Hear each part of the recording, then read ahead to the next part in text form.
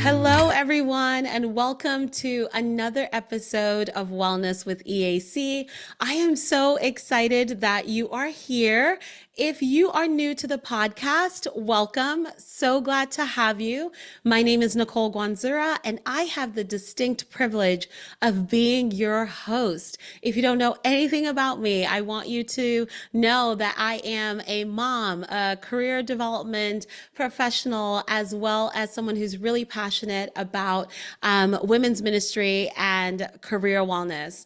On this podcast, we talk a lot about how are you integrating your mental well-being, thinking about your finances, all while trying to develop as a professional, and how you're doing that well. So we combine that, call it career wellness.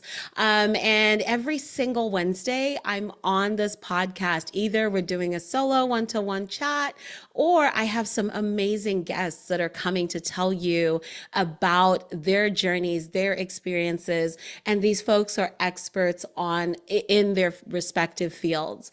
And y'all, I tell you all the time, I don't have anyone on this podcast that I have not vetted, that I don't absolutely value. Everyone that is going to be talking to you as a guest is someone who, again, is an expert in their field, and someone that when you connect with them, not if, when you connect with them after the fact, they are true and authentic to their story. And today's guest is no different. I am so excited about having Al D on the conversation today. Al is absolutely amazing. If you have not heard of him before, he is the founder of The Edge of Work, and it is a leadership development consulting firm, and he has a podcast with the same name. It's called The Edge of Work. If you have not listened to it yet, he's based in Los Angeles, and I'm going to let him tell you a little bit more about himself and the work that he's doing. And I'll add a little side note is for me and my podcast to even come to life, Al was one of the amazing humans who shared such great insight about how to dip my toe into podcasting. So I'm extra grateful he's here. Al, welcome to the show. Nicole, thank you so much for having me here and for your kind introduction. So I guess to share just a little bit more about myself, as Nicole said, I run The Edge of Work, which is a leadership development consulting firm. I spend a lot of my days working with organizations to think about how can they develop the thing that matters most in their business, which are the people they have and their talents and abilities.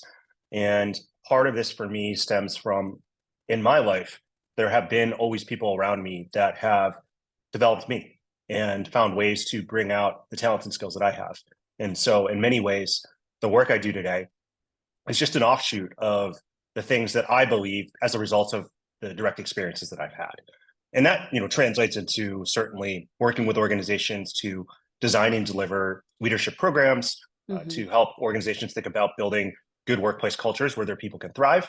And then certainly also to thinking about, in this changing world of work, how do we make sure that we take advantage of one of the most important assets, which are people.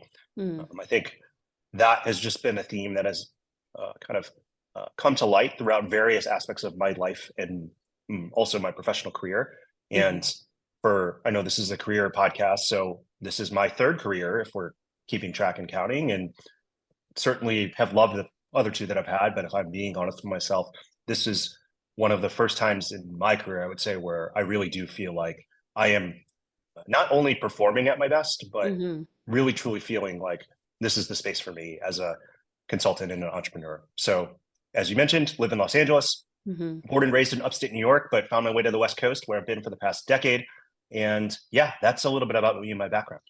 Amazing. Thank you so much, Al. And we'll dive a little bit more into this work that you're doing. And it's so needed and much appreciated that I love the snippet you shared about this being your third career, right?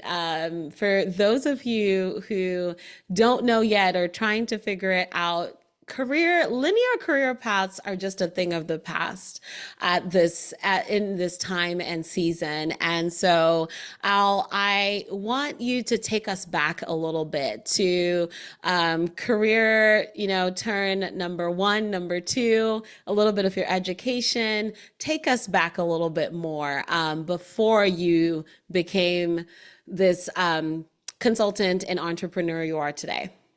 Sure. So I would say that my first career was I was a management consultant, and in college I was a marketing and theology major, and I didn't know exactly what I wanted to do. I knew I wanted to do something in business, and I Mm-hmm. knew that I liked solving problems and working on teams. And I had the benefit of having a father who was a consultant, and so I conceptually knew what consulting was, but I didn't really know the specifics of it. But I was fortunate enough to land a job at Deloitte Consulting, and that's where I really started my career. Mm. When I was in consulting, I was doing a lot of work at the intersection of change management, transformation, and technology, and really helping companies and organizations think about, if we are going to use and roll out new technologies, how do we make sure our organization evolves and that our Mm-hmm. people evolve so that they can use this to better serve customers and partners. And Mm-hmm. so that really, I think, working as a consultant, I mean, it did a couple things. One, it really furthered my belief in terms of people can do a lot of things when you give them the space and time to do them. Yeah. I got thrown into so many situations where people just said, go for it. And, supported me when I could, but I was able to do a lot more than I think I could have because Mm-hmm. of the fact that someone gave me a shot to learn and to do it. The second thing it also taught me was that consulting was just solving problems. And Mm. I've always been someone who's been curious about solving problems and trying to find better solutions. And then the last thing I think it taught me was that if you have good ideas and you share them consistently, good Mm-hmm. things can kind of come from that. Yeah. And those kinds of things really propelled me and gave me exposure and experiences that I think would have been really hard to get at such an early age in my career had I not been working in a professional services firm. So Mm. went to business school, got my MBA, went back into consulting. But during my time in business school, one of the things that I did was I actually started a blog about career and leadership development. Mm-hmm. At the time, it was just a curiosity, a creative outlet, if you will, just to share my thoughts and ideas. And really just something I wanted to do just to kind of keep learning and growing. What ended up happening was when I went back into the workforce and had a full-time job, I still kept up with the creative outlet because I needed something to kind of explore that curiosity. Mm-hmm. And over time, in addition to having a full-time job, I also had this nice blog, which eventually caught the attention of some schools as well as some companies. And they started asking me to kind of do trainings and workshops and doing speaking kinds of engagements. And Mm-hmm. this, of course, was outside of a full-time day job. Eventually, I left consulting to go work in the technology industry at Salesforce, where I started to do more work within functionally the product marketing side of the house. And Mm-hmm. that was my second career. But what really kind of that experience gave me and why it was so impactful and meaningful was that it started to really get me thinking more about what do businesses even do, Yeah. right? And at the end of the day, like having a great product or service is awesome, but unless it actually solves the needs of what a customer wants, it's just another great product or service. And so that experience really taught me just the fun at a very, very fundamental level. Mm-hmm. Great businesses solve customer problems in the very simplest terms. Mm-hmm. But that experience also gave me a bunch of other things. Most notably, I got a lot of opportunities to speak and to write and to kind of produce thought leadership and to Mm-hmm. kind of be almost an ambassador of the products I was working on.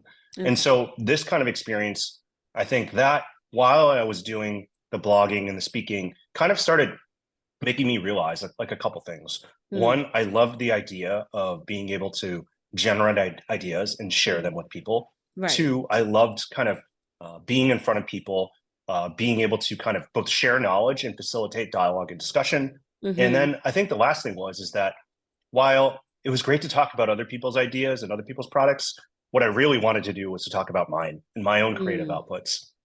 And that kind of leads me to the third career that I'm in now.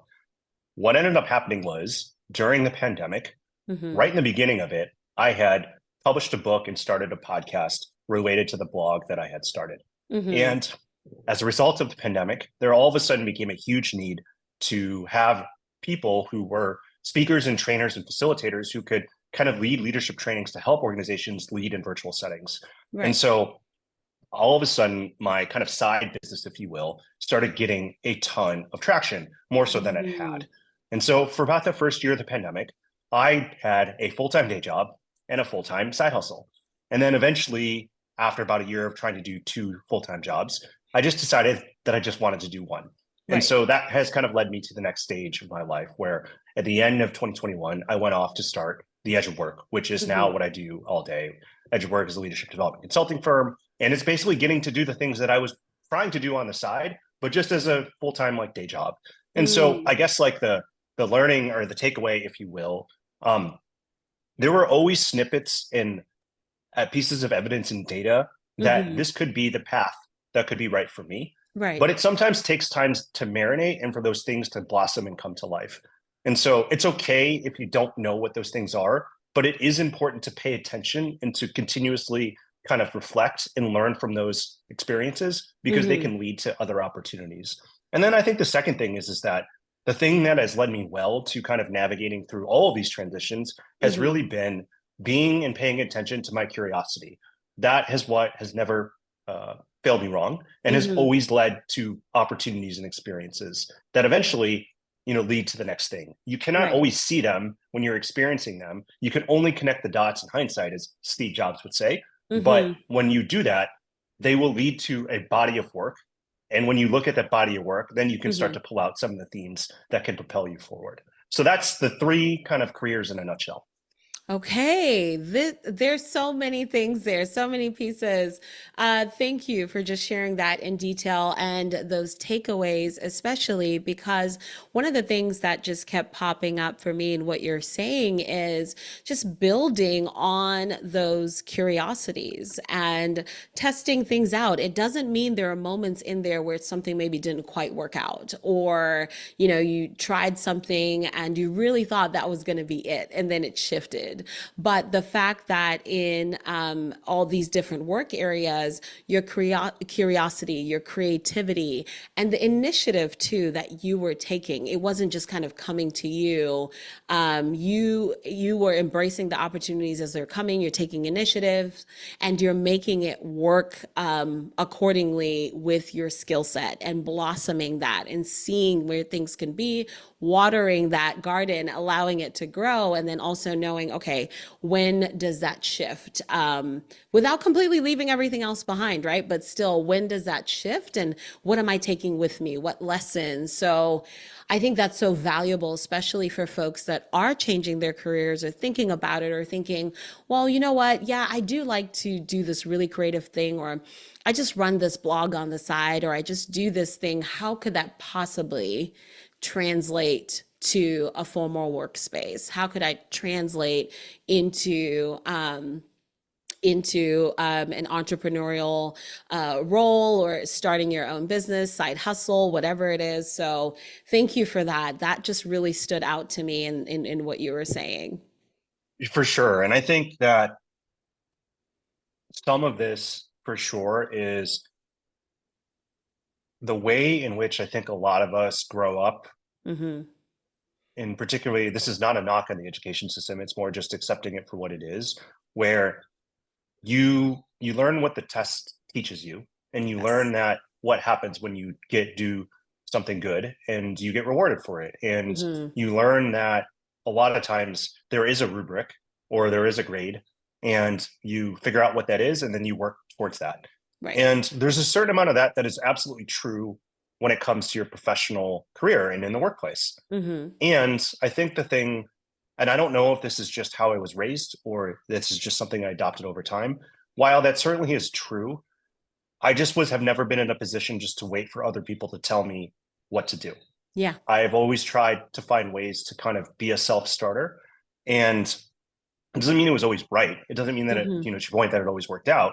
But I've just always wanted to be in a position where I could generate my own possibilities. And Mm. so while yes, I absolutely paid attention to the test and the rubric because that absolutely still matters. Right. I think I always just have learned, was subconsciously or unconsciously, that that didn't have to be the only thing that Hmm. enabled my path to move forward. And so I think if there's an invitation for folks out there, it's that I think that there's probably stuff that you're doing every day that could lead you to finding whatever it is that you want to do next or explore next. And I think that there's probably small moments that exist where you Hmm. can take that further and explore that more, not because you need to do it for the test, but Right. because it genuinely is something that would help you and be worth your while. And I Mm. think that approach has really kind of helped me and enabled me to find a whole bunch of possibilities that maybe on the surface, maybe wouldn't always seem like they were there. Right. Right. That I appreciate that. It's so valuable. And growing up, I was kind of a checklist child. I needed to do things and accomplish them in a certain way. But being a business owner now has allowed me to express myself more creatively because after you've checked off all the things that are expected of you culturally, in society, then you realize, oh, that list is actually never fully checked off. And some people are always going to be happy about what you're doing, and some people are always going to be upset about what you're doing. Sure. So you have to just continue to seek those things, right, that are going to make your life that much more fulfilling. And speaking of things that are fulfilling and exciting and bring joy, what is one thing you are really proud of in the season of life? Personally, professionally, what is that thing that when you wake up, you're saying, Al, you did that? Like that, I'm proud of you. I would say that I was recently at a conference Mm-hmm. for my industry and my profession. And I've formally been in this industry and profession now for almost about 3 years. Mm-hmm. And I've I think that one of the things that I'm proud of, at least from that experience, was when I was there. Like I remember going to this conference the first year, a couple Mm-hmm. years ago, and I didn't really know that many people, but I made the best of it and still Yeah. had a good time. Whereas this year, I had so many people that I could see. I was doing so many different things, but a lot of Mm-hmm. that was because of the work that I put in over the past couple of years to build Mm-hmm. relationships, to try things out, to meet other people, to be engaged. And as a result of that, that's also helped me grow my business. Mm-hmm. But I would say the thing that I'm most proud of, I had a couple conversations with people when I was there. Mm-hmm. These are people who have been in the industry, my industry, for a long time and who have been, in my view, like very successful. And a number of them made comments to me that basically said something to the effect of, we see what you're doing, it's making an impact, and you are helping us move the profession forward. Mm-hmm. And so to be able to get that feedback from people who I respect and who I consider to be, in at least in my industry, Mm-hmm. people who are leading the way, to hear that feedback from them, I think was really rewarding and and I felt very humbled by it Mm. because I'm still on this journey. I still have a Right. lot to learn, but to get that feedback was really something that made me feel proud of the fact that all I've done over the past 3 years is tried to show up in a way that made sense to me. Mm-hmm. And to get that, I don't need the acknowledgement to know that those are the right things to do. Right. But it sure as hell feels good when Yeah. people who you respect and look up to Mm-hmm. tell you that you're doing a great job and that they notice and acknowledge you. That's a big deal. That is a big deal because that's not something that you would ever really seek out or see for yourself unless somebody's coming and saying this to you. And one of the things, so kudos to you for that. Congratulations. I mean, just hearing that, you carry that, put it on a sticky note when, you're having an off day and you remind yourself. Or sometimes, let's be honest, when you're on the socials and you're just looking and you're trying to remember, okay, where do I fit in this landscape? But one of the things that I see in what you do, that I see why you're so respected is in the work that you do. People are seeing it, they're seeing your expertise. You're so genuine and thoughtful about it.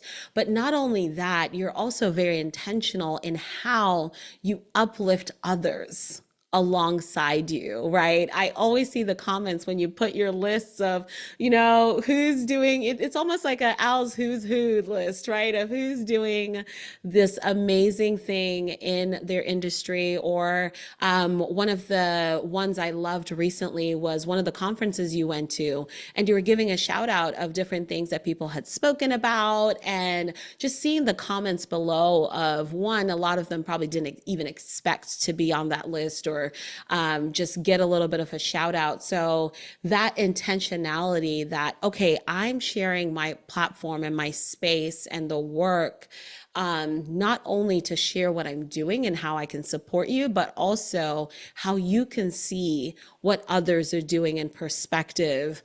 And that really fosters so much collaboration. So Thank you. I appreciate what you do with that. Thank you. So I appreciate you calling that out. And I think Hmm. what underpins that is maybe two things. I think the Hmm. first thing is that I really want to be able to make the biggest impact that I can possibly make. Yeah. And I have come to the conclusion that if you want to make a large impact, it cannot be about just you. Mm. By the very nature of trying to scale that impact, it literally physically can't. And Mm. so one of the things that I have tried to believe in, and I think this just harkens back to my days of playing team sports, is that Hmm. if I'm going to go on the journey, I'm going to bring some people with me. Yes. And so that's just something that I've always kind of fundamentally believed. And Hmm. I'm glad that other people are starting to take notice and appreciate it, because that's just something I've always really tried to do, is to find ways to not just make it about myself.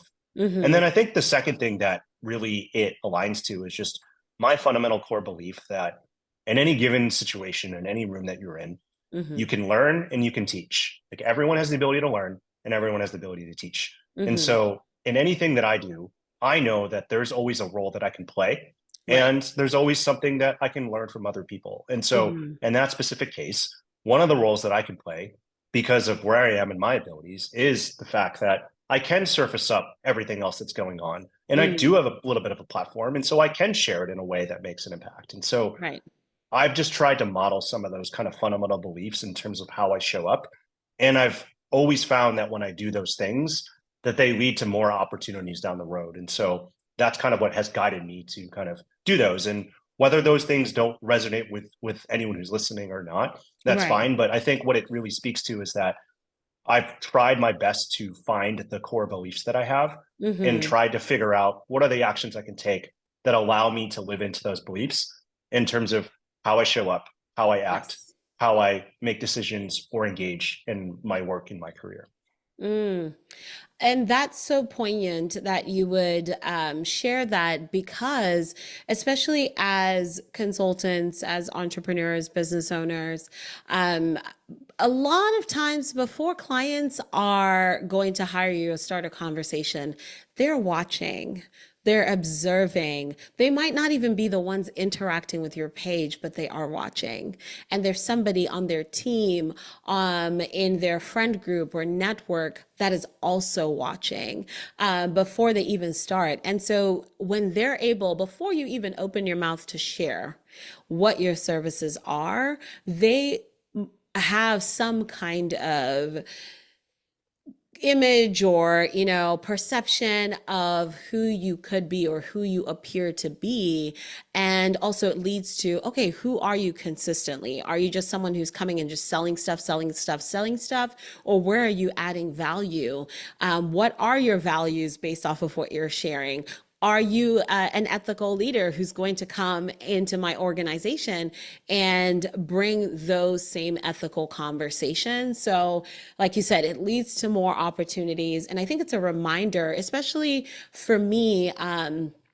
in that I'm the person externally, I'm always going to be giving someone a compliment or, hey, you're doing this, or this is so awesome, or whatever else. But it's reminding me to be more intentional about that, especially within the network of support of people that are doing things beyond just the list of, oh, here's women who are doing something great during Women's History Month, or here's someone that's doing this. It's almost, it feels expected in many ways, but here's the thing that I just did, or here I just had this great conversation with this person, and this is what it's about. Or here's this thing that happened that's really cool. This thing I purchased from the small business owner, so it does just also shine a light on somebody else. So thank you. I really needed to shout that out, but I'm also loving to hear what happens on the other side of it. Um, so I want to dig a little bit deeper and just reflecting on your journey so far. Just thinking about your, yeah, personally, professionally. Could you give me an example of one, how you've overcome adversity? It could be one poignant example from either early in your career or life, and how you're overcoming that. So, one example of how you've overcome adversity or how you are overcoming it. It's a good question. I think the first one that comes to mind was, and I think this is something that a lot of people struggle with at various points in their career, but I I very much was of the mindset and the belief for a good amount of time that if you do good work, things Mm-hmm. will work out. And Mm, if you work hard, that things will work out. And I still very much believe in those two things. But a lot of times those things are necessary, but they're insufficient if mm-hmm. you want to achieve and get recognized for all of the accolades that you believe you deserve. Mm-hmm. And I think I had to learn the hard way. And I'm fortunate that I actually learned this because there's a lot of people that never do, that while those things are important, a lot of times, particularly in corporate settings, they're not enough. Mm, And there's a whole debate and discussion about whether that's right or wrong and like what mm-hmm. we should do to kind of fix that. And I think that's fair and valid. But if we remove that aside for a second, it's probably a lived reality that we all have to face, whether we like it or not. And Okay. so for me, that was learning really how to speak up and advocate for myself Mm, and to understand how to communicate the impact of what I was doing and mm-hmm. to speak up and share my ideas more openly. Right. And that was hard, particularly because it wasn't something I was used to doing per se. It Mm-hmm. wasn't something that I thought I could do, particularly when you are more junior, when you don't necessarily feel like you have all the knowledge and expertise in the world. Right. I would now posit that that's maybe false, but there's a lot that like people who are more junior can teach all of us. But I Mm-hmm. understand the sentiment behind it because I've Yeah. been there. Yeah. But it took me a while to learn that doing hard work and doing good work are important. And Mm-hmm. if you want to be able to get credit that you feel you deserve for that, if you want to be able to attract new opportunities, you got to speak up and share those ideas and communicate what you're doing. And Mm-hmm. even when you learn that, it still is hard Yeah. because a lot of times it feels awkward. It feels Mm-hmm. braggy. It feels self promotive in a lot of ways. And for some people, because of just how the workplace is, even when they do those things, they still get penalized for them. Yes. Right. And Mm-hmm. so there's some nuance in there for sure. But I still think the statement still stands in terms of overcoming this, of just accepting the fact that I should continue to work hard. I Mm-hmm. should continue to focus on good work, but I Mm-hmm. couldn't be silent and be off in my corner. I had Right. to learn how to speak up and share that work with others. Oh, learn, speak up, and share with others. Learn, speak up, and share with others. That needs to be on a postcard, when you're I don't know if you already have this when you're sending out client gifts. But this needs to be part of your repertoire, Al, and just Yeah. send it off, because that is an assumption that is carrying on from generation to generation. And because I work a lot with college students and early career professionals, it is still very much that same mindset. And then they don't know what to do when they are getting penalized for working hard or doing what they need to do. And then they also don't know what to do when they are learning the hard way sometimes with some things, how to speak up, how to navigate that, how to report things, or even know that they can and should speak up. So thank you for sharing that, because it's valuable in so many facets, but especially in the workplace, in the corporate workforce. It is really important advice to have and keep. Um, Thank you for that. That's a really good example. I'm going to be stewing on that for a little bit longer too.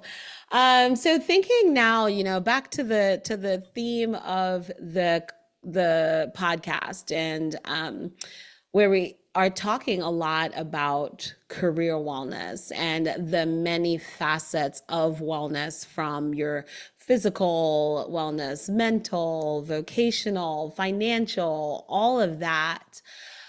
What does wellness mean to you?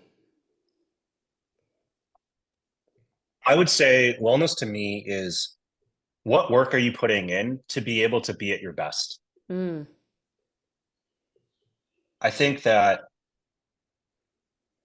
and I draw a lot from sports and from art, performing arts, or any other, mm, a lot of those other professions. The best musician plays in Carnegie Hall once in their life. mm-hmm. The best athletes in the NFL play 20 times, a year. They spend way more time outside of that, practicing, resting, watching tape, Mm-hmm. spending time decompressing, etc. So that when they get those moments, they can be at their best. Right. And so I think for me, wellness comes back to, what are you doing in your life, however you define it, to be Mm-hmm. able to be at the best that you want to be. And you can take ownership in terms of defining what best means or what that looks like. But Right. I think, and across what dimensions you want that to encapsulate. But, the way that I kind of think about it is that, look, like, I've got one life, I'm not going to be around forever. Mm-hmm. But when I go, I want to know that I did everything I could to make and take advantage of everything that I've been given. Mm. And some of that will be performing, for sure. Right. But if you want to perform at your best, you also have to take care of yourself. And so that's why I kind of say, when I think of wellness, what it speaks to for me is, what am I doing to make sure that I can take advantage of all that I've been given? And Mm. am I doing those things to actually achieve that? Because it doesn't just happen magically. It Yeah. has to happen through support. And so that's kind of how I think about wellness. Okay, thank you for sharing that. It's always interesting to see what each guest shares from their perspective. It all kind of comes down to that same similar message of taking care of yourself, and really just resetting and checking in. Otherwise, everything else that you're doing won't function as well or won't go as well. So I appreciate you adding that insight. So, Al, as we're wrapping up this conversation, I mean, there's so much we can continue to talk about here.